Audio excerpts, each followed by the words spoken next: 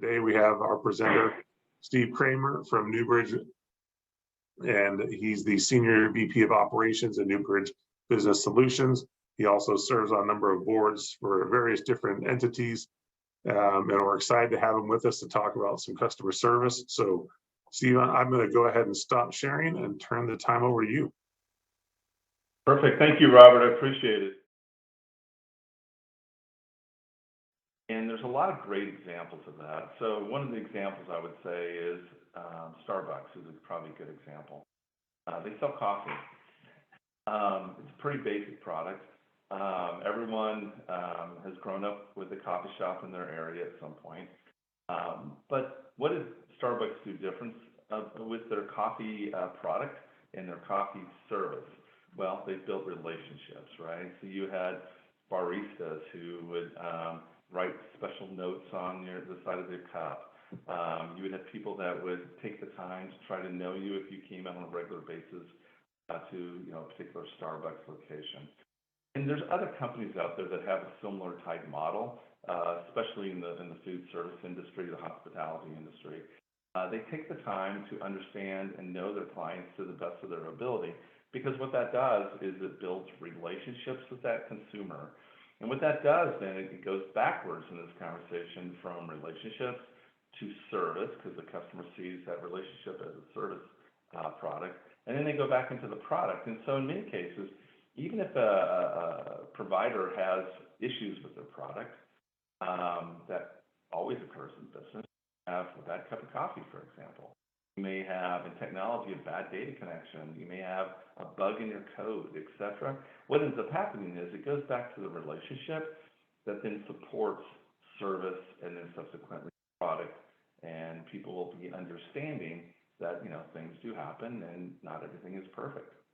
And so it kind of goes to the basics of business. And there's an old, and I believe it's Motorola, and it goes back to people, processes, and technology as the three-legged stool of business. So you have people that you bring into your organizations. You have processes that are utilized by those people within the organization to support the product, support the service, support the relationship. And then you have technology that does the exact same thing. It supports the product, service, and the relationship as well. And what I see and what we see at Newbridge on a regular basis, as well as at the NACSMA organization, the North American Customer Service, is that you have someone who has a great product. Let's say they're a great chef. They're a great code writer. They know how to make a great app. You name the business model, you name the product. There's people that are amazing at developing these things. But they don't always understand how to manage their business, whole processes and technology that is required as the foundational support for that business. As a result, what ends up happening is they don't do so well. And I think you could go to the example of VHS and Beta, going back 30-some years, 40 years, I guess, maybe, where supposedly Beta was a better product than VHS, but VHS had a better relationship with people within the movie industry in that time. And as a result, VHS is what we all ended up getting back in the day. And so there's different examples of this that we could go through. And it's a scenario where I'm actually, before my Newbridge days, I worked at UPS for 10 years and then Verizon Domestic and International for 10 years. And so one of the examples I always give of relationship building and service and products is one of my corporate alma maters, United Parcel Service, which I am a huge fan of.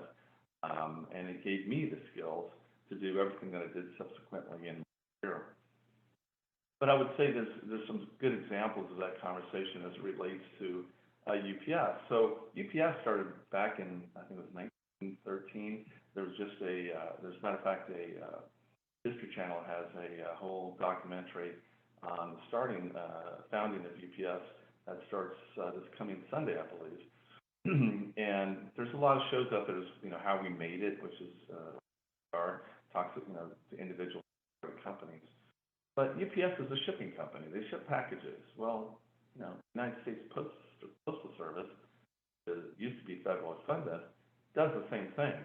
So what made UPS think that they could get into a business that the federal government was actually funding, but from a private perspective? Well, they saw that the federal government was, through the USPS, was not providing. They had a product, they had a service. Maybe the service was above or below average at the time, but they weren't building relationships with these individuals to help individuals at these companies had shipping requirements that met their needs.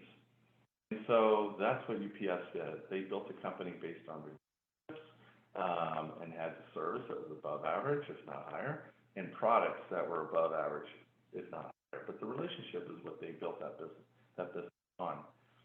And fast forward from the 1900s up to the 80s of UPS, then you have a company called Federal Express.